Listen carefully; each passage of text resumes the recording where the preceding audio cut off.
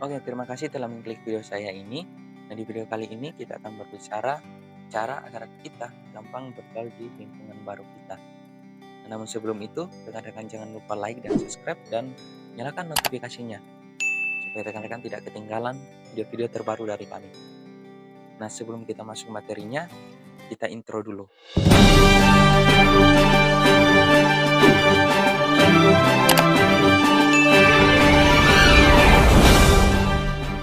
Oke, cara agar kita gampang bergaul di lingkungan baru kita atau tempat baru kita, ya. Nah, disukai dan memiliki banyak teman bisa jadi merupakan hal yang diinginkan oleh banyak orang ya. Nah, apalagi di kalangan muda. Nah, hubungan pertemanan dianggap sebagai sebuah investasi karena selain menjalin silaturahmi, hubungan pertemanan juga bisa menambah pengalaman kita. Namun, kadang ada saja hal yang membuat kita terasa susah menjalaninya atau mulai sebuah hubungan pertemanan itu. Nah, tidak perlu khawatir. Kamu hanya belum tahu bahwa menjadi seorang yang persuasif itu, ya, menjadi seseorang persuasif itu hingga disukai banyak orang itu butuh proses. Nah, selain banyak mengamati orang-orang di sekitar kita, kamu juga bisa mengikuti 10 tips yang sudah saya siapkan ini. Yaitu yang pertama, pahami lawan bicara kamu.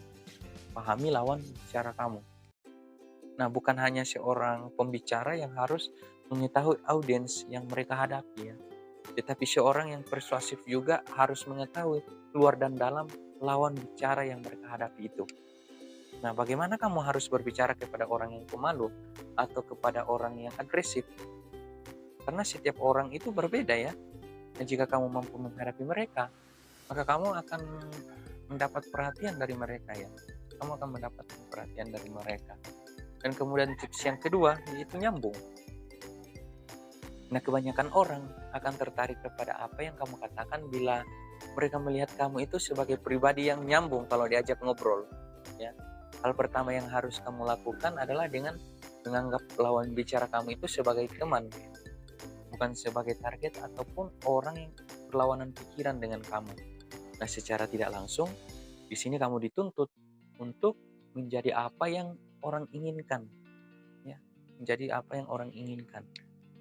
Nah, kemudian tips yang ketiga, tidak ambisius, ya, tidak ambisius. Nah, seorang yang persuasif akan menyampaikan isi kepala mereka dengan tegas dan percaya diri.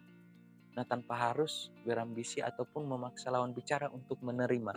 Nah, lawan bicara akan menghargai ide yang diusulkan bila kamu bersikap tenang dan dialog dua arah. Nah, sampai maksud kamu dengan tenang, tidak memaksa, dan percaya diri. Dengan begitu, lawan bicara akan jauh lebih tertarik ya dengan apa yang dikatakan, yang kamu katakan, yang kamu respon saat mendengarkan mereka juga itu baik. Tips yang keempat yaitu singkirkan rasa malu kamu. Singkirkan rasa malu kamu. Nah, bukan berarti kamu harus tampil dengan tidak punya malu atau tidak tahu malu. Nah, rasa malu yang dimaksud adalah dilarang menjadi pemalu bila ingin mempersuasi orang lain. Nah, kamu harus tampil percaya diri dengan hal yang ingin kamu sampaikan begitu. Nah, bila kamu menunjukkan sikap malu atau pemalu, lantas bagaimana orang lain akan percaya bahwa ide yang kamu sampaikan itu benar-benar baik dan cemerlang, ya kan? Nah, kemudian tips yang kelima yaitu bahasa tubuh kamu. Bahasa tubuh kamu. Nah, sangat penting memperhatikan gerak tubuh, ekspresi, dan intonasi suara saat kamu berbicara dan menyampaikan pendapat. Nah, lawan bicara kamu akan memperhatikan setiap detail yang dilakukan oleh tubuh kamu ketika kamu berbicara itu. Nah, sebaiknya tunjukkan gerak tubuh yang positif saat berbicara, seperti nada suara yang bersemangat, tidak melipat tangan ya, tidak melipat tangan, mengatur kontak mata, dan posisi tubuh yang mengarah ke lawan bicara. Nah, dalam hal mempersuasi seseorang, bagaimana kamu menyampaikan pendapat lebih penting dibandingkan apa yang kamu katakan. Nah, kemudian tips yang keenam, itu singkat, padat, dan jelas. Singkat, padat, dan jelas.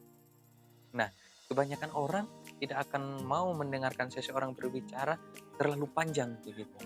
Nah, atau ketika pembicara tidak jelas sehingga membuat lawan bicara menjadi bingung, ya, menjadi bingung. Nah, sampaikan pendapat dengan jelas, singkat dan padat, ya. Nah, usahakan agar semua kalangan mampu mencerna apa yang kamu katakan dengan menggunakan bahasa yang sederhana dan jelas. Nah, kemudian tips yang ketujuh, buat mereka yang mempromosikan kamu. Buat mereka yang mempromosikan kamu.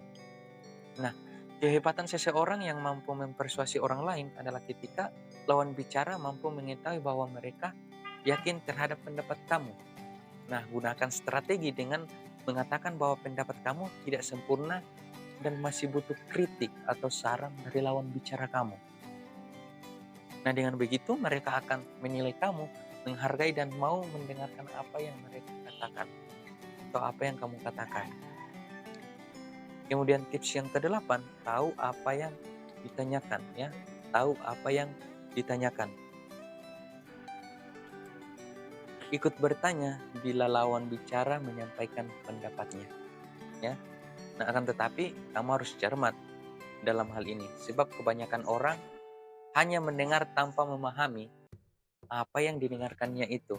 Nah, hal ini fatal, ya. Hal ini berakibat fatal karena mereka akan cenderung bertanya apa yang telah disampaikan dan justru akan menjatuhkan mereka sendiri, ya. Nah, bila kamu ingin membuat lawan bicara terkesan kepada kamu, perhatikan apa yang dikatakan lawan bicara, lalu tanyakan hal yang sederhana untuk mengklarifikasinya. Lawan bicara kamu pasti akan terkesan kepada kamu. Nah, kemudian tips yang kesembilan, yaitu tinggalkan kesan pertama yang baik. Tinggalkan kesan pertama yang baik. Nah, ciptakan kesan pertama yang baik terhadap siapapun yang berkenalan dengan kamu. Nah, gerak tubuh yang positif, tegas saat berjabat tangan, serta dengan senyuman akan membantu menciptakan kesan baik terhadap orang yang baru saja kamu kenal itu. Oke. Nah, kemudian tips yang ke-10 yaitu tahu waktu yang tepat untuk mundur. Tahu waktu yang tepat untuk mundur. Nah, kebanyakan orang menginginkan hasil yang instan, ya. Nah, begitupun ketika seseorang menyampaikan pendapatnya. Namun, melangkahlah secara perlahan bila benar-benar ingin mempersuasi seseorang secara efektif, ya. Nah, jika memang yakin dengan kualitas pendapat kamu, maka tidak perlu takut untuk ditolak oleh orang lain, gitu. Nah, seseorang membutuhkan proses untuk memahami pendapat kamu. Setelah berusaha untuk menyampaikannya dengan benar, maka tunggu. Take a step back, ya. Lalu lihat reaksi dari lawan bicara kamu. Sekian video dari saya. Seperti biasanya, kembali saya ingatkan, jangan lupa like dan subscribe dan nyalakan lonceng notifikasinya supaya rekan-rekan tidak ketinggalan dengan video-video terbaru dari saya. Sekian dari saya Angga, sampai jumpa di video berikutnya.